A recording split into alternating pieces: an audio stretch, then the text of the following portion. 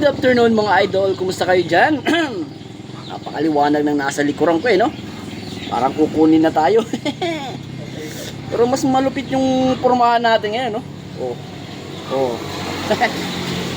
So may share po ko sa inyo about po sa motor mo ba ay biglang namamatay, pagkatapos konting pahinga, andar na naman. Marami namang gasolina, goods po yung daloy ng gasolina no? Pero namamatay. So, hirap nang mag-start. Pagkatapos mga ilang break, andar na naman. Sakit sa ulo. At tigit pa doon, nakakaya sa mga kasama mo. Okay, so ituturo ko po sa iyo kung ano yung naging problema, gaya po sa naging problema ng motor ko ngayon, no? So, yung motor kasi ginagamit ko, napansin ko na siya at medyo alam ko na rin po yung problema. Since dito lang naman siya ginagamit sa may amin, no?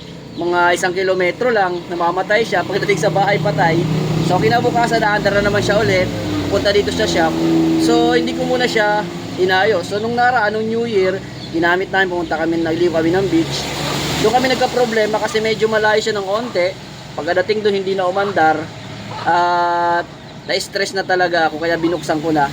Since alam ko na naman yung problema, pag naranasan nyo yung ganong klaseng sitwasyon, yung may problema niyan, itong bagay na ito, ayan ayan, itong kanyang pulser. Alright. So, anong gagawin ko kung nasira yung pulser? So, pwede tayong bumili. May mga nabibili naman ganitong klaseng pulser. O di kaya, kung nai-stress ka talaga, wala kang mahanap na pulser, bili ka ng bagong stator. No, so dito sa atin, yung ginamit ko, lumang stator coil na binaklas natin na nagka-problema.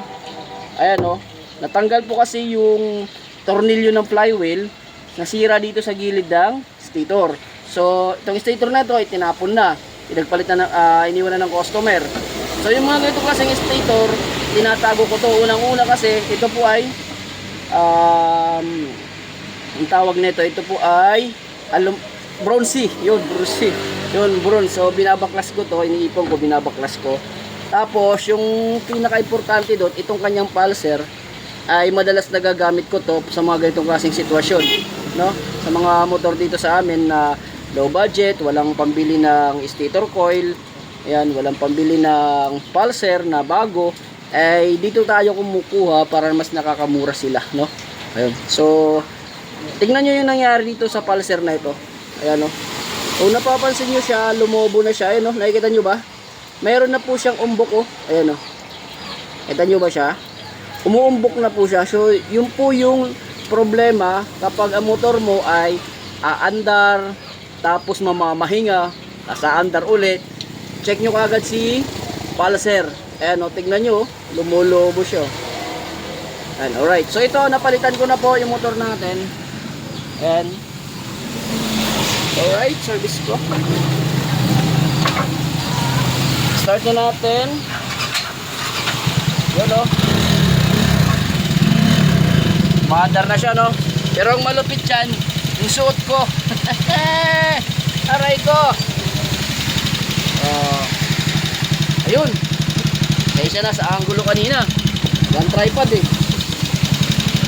Alright. So, yun lang po mga idol. Sana may nakuha yung tips at kalaman sa video yung isinare natin ngayon. Kung nagustuhan nyo yung video, baka naman pasubscribe ng ating YouTube channel dyan, no? Kaya lang palang ulit tayo nakapag-upload ng video. Ayan, so mag-upload tayo ng mga tips and tutorial, mga idea, ayan, gaya na sabi ko, yung mga basic function sa wiring o sa makina. Alright, so dito lang muna. Bye-bye, ang sunod nating video. Paalam! Dragon Balls!